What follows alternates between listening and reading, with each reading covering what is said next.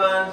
Today we will look at how to remove the wall mount for Dyson Cyclone V10. I think similar versions will work for V11 or even earlier versions. We just need to remove the Dyson vacuum from here. The way we take it out, just keep it aside safely. Right? Then there is a plate here.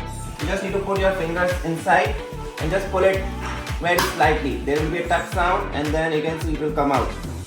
Now if you want to remove this wire as well from this, then what you need to do is just take a screwdriver and put it inside this. There is a small hole here, right? And then you can just put this inside this and then try to pull it out.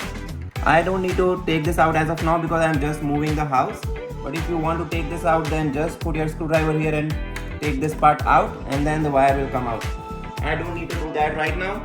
So what I'll do is, I think as you can see there are two screws here, star shaped, one and then there is one more here. Then we just need to open these screws and then take it out. So I'll just do that and then show you again. Just opening these screws now. So one is coming out. Okay, so I think this screw has already come out as you can see. And then I'm removing the second one as well from here. Slowly.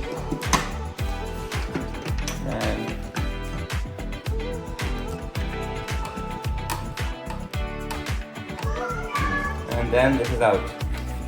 And then to just keep it safe, you could also maybe do one thing, maybe put your screws inside this and then maybe put some nut here to just keep the screws with this set. The wall mount, as you can see, these are the screws which were here and you can just fill it in with some putty and then close it up.